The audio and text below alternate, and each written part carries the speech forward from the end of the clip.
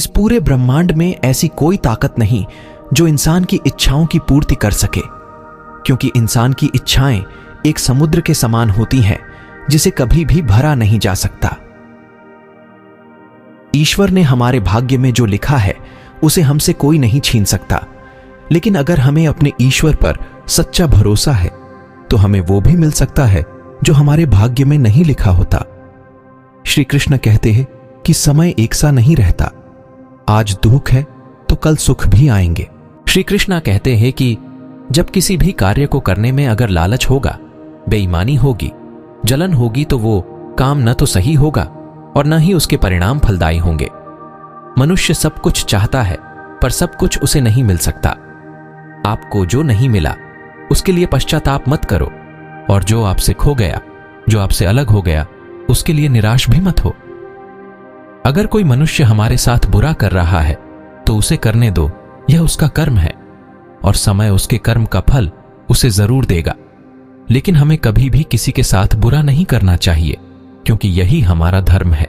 अगर आप जीवन में असफल होते हैं तो आपको दोबारा प्रयास करने में कभी नहीं घबराना चाहिए, क्योंकि जब आप दोबारा प्रयास करते हैं तो आपकी शुरुआत सुनने से नहीं बल्कि आपके अनुभव से होती है। जो दूसरों की तकलीफों को समझते हैं, जिनमें दया है, दिल से अच्छे हैं, उन्हें दोबारा जन्म लेना नहीं पड़ता। मन चंचल होता है, ये इधर उधर भागता है और किसी भी कार्य की एकाग्रता का दुश्मन है। लेकिन यदि यह व्यक्ति के वश में हो जाए तो इससे अच्छा कोई मित्र नहीं है। मन को एकाग्र करना जरूरी है, बस थोड़े से प्रयास और अभ्यास की जरूरत है। लोग अपने शरीर को सुंदर बनाने में लगे रहते हैं, पर आत्मा की सुंदरता शरीर की सुंदरता से कहीं ज्यादा महत्वपूर्ण है। श्री कृष्ण कहते हैं कि तुम जो कुछ भी कर रहे हो, मेरी दृष्टि सदैव तुम पर है। इसलिए आप यह मत समझे कि आप अकेले हैं, आपके साथ श्री कृष्ण सदैव हैं। श्री कृष्ण उन्हीं के हैं जो श्री कृष्ण के हैं। भगवान तो बस प्रेम भक्ति के भूखे हैं। जो भी उनकी भक्ति में लीन होता है, जो भी प्रेम से उन्हें याद करता है, वो सदैव उसका कल्याण करते हैं। शरीर तो नश्वर है, मिट्टी ही तो है, तो मिट्टी में ही मिल जाता है, पर आत्मा अमर है। इसलिए आत्मा की सुंदरता पर ध्यान दो।